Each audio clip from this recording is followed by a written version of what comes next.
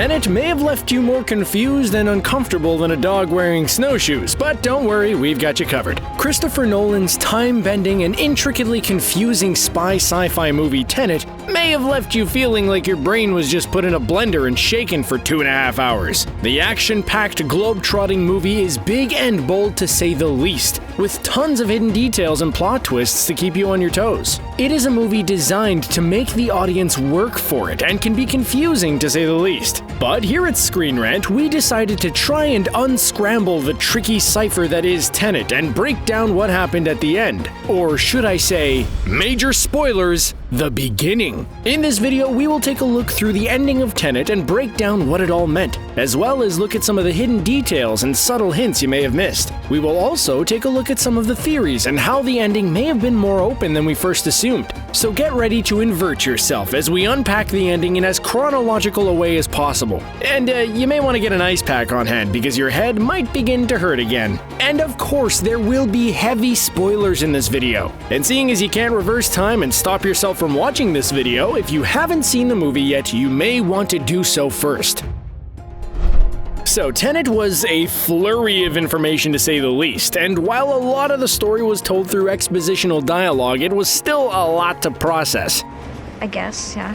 And even then, still somewhat hard to fully understand. But we shall do our best to unpack it. One of the things we learn at the end of the movie is that, like the title, the movie is actually a palindrome, with everything that happened at the beginning of the movie actually the end. We learn that Kenneth Branagh's Russian oligarch Andrei Sater is the one that has been inverting the weapons and has been collecting pieces of the inversion algorithm that have been sent back in time by an unnamed scientist. Like theoretical physicist Robert Oppenheimer, one of the chief scientists behind the Manhattan Project, which, if you've been living under a rock for the last 70 years, is the code name for the project that led to the development of nuclear weapons, the future scientist realizes the power and danger that the inversion technology can cause. So, the future scientist decides to send the technology back in time to prevent people in their time abusing the power of the technology. The scientist then breaks the algorithm into 9 different components and sends them to 9 of the greatest nuclear powers on Earth. One of these powers is the former Soviet Union, where the piece of the algorithm is found by none other than Andrei Sater, who finds it in the wreckage of his home city and kills his colleague in order to keep it a secret and the technology his own. However, an unknown organization in the future employs Sater to collect the pieces of the algorithm, paying him in gold bars to recover them. We also learn that Sater has his own motivation for collecting the pieces of the algorithm and weaponizing them. Sater, who has been obsessed with his health from the get-go, as well as controlling the world around him, is actually dying from inoperable pancreatic cancer. And like a spoiled toddler who doesn't want to share his toys, wants to destroy the Earth by reversing its entropy. Because if he can't live, why should anyone else? Including his son. Father of the Year right there. What stops the protagonist and co simply taking him out is a dead man's switch on his arm, meaning that if he's killed, the doomsday device will be set off and cause total annihilation. But why would a future organization risk putting the Earth in danger and work with a psychopath? Well, that's because they hold the present society accountable for the problems of the future, primarily climate change and a decaying Earth. By reversing the events in the past, the future seeks to prevent climate change and the destruction of the Earth, even if it risks their future, also known as the grandfather paradox.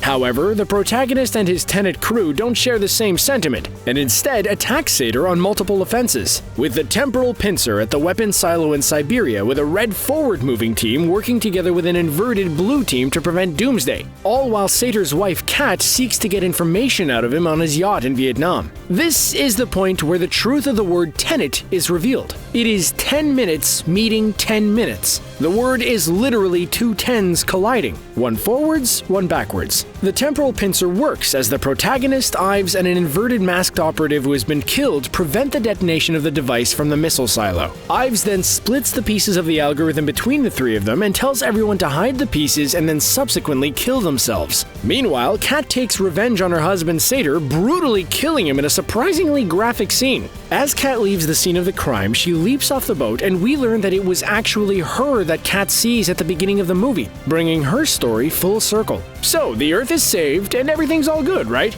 Well, not really, as it turns out there are still a few things to unravel.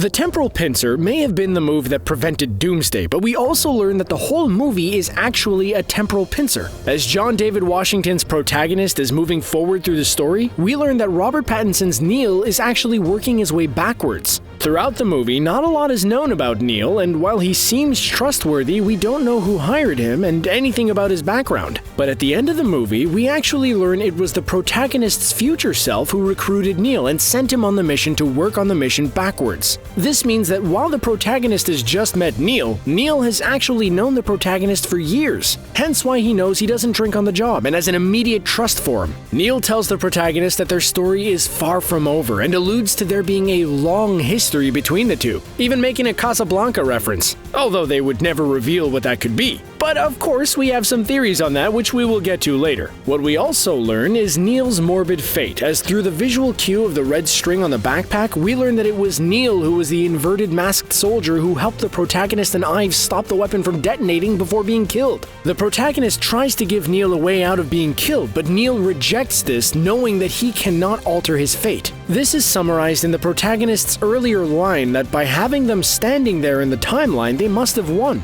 Therefore, altering the timeline could prevent their victory. The red string also tells us another piece of information, that it was actually Neil who saved the protagonist during the opera siege, which you most likely forgot about due to the amount of stuff that happened in between that. While this is the end of the road for Neil and the closing of his loop, it is just the beginning for the protagonist as he comes to the clear revelation in the epilogue. He was the one who created Tenet. As we know, it was the protagonist who recruited Neil, and as he prevents Priya from killing his past self, he realizes that it was him that set everything in motion all along, and that it must be him that ties up loose ends, and in doing so, kills Priya. The whole time, it seemed as if the protagonist was coasting along with the plot, riding the wave and a pawn in someone's greater game. We initially believe that it's Satyr or someone involved in the future, and while that is to some degree correct, we learn that it's the protagonist who is actually pulling the strings and is the driving force of the movie. He knows he must go further back in time to create Tenet and set the chain of events for the movie to happen.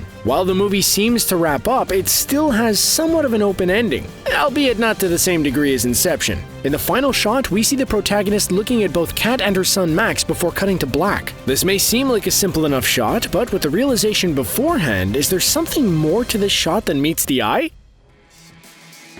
Tenet is packed so full of giant concepts and amazing set pieces that it rarely has time to develop its characters, or add any backstories to them for that matter, seeing as Washington's character is just called the protagonist. Most names are simple and one-syllabled, and like Dunkirk, Nolan seems to focus more on the events of the movie as opposed to the characters who live through these events. But there is one slight character development, and that is the subtle romance between the protagonist and Kat. And while it may not be as ham-fisted as Batman and Catwoman in The Dark Knight Rises, there certainly seems to be an attraction between the two characters. This is shown when it seems like Kat is going to die after being hit by the inverted bullet, and the protagonist does everything in his power to prevent her death, which, while very important to the narrative, also alludes to some feelings toward her. When Neil asks the protagonist whether he plans to go and see Kat again even from afar, the protagonist says he wouldn't, saying that it would be too dangerous, something which Neil seems dubious about. That's probably because the protagonist immediately breaks this rule with him killing Priya just feet away from Kat and then watching her from the car window.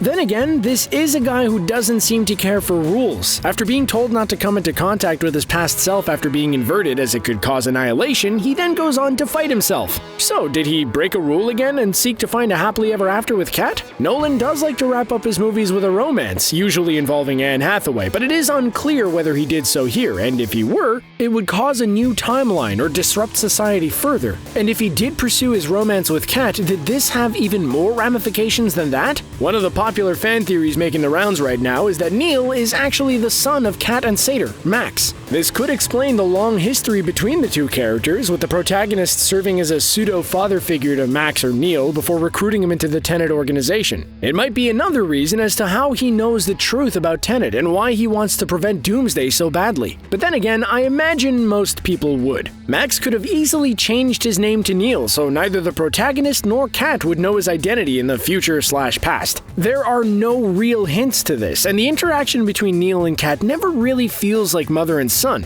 But the final shot is somewhat suggestive that the two of them have a great part to play in the future/past. For now though, it is just a theory, and the protagonist's future is unknown. Hey, at least there were no spinning totems this time.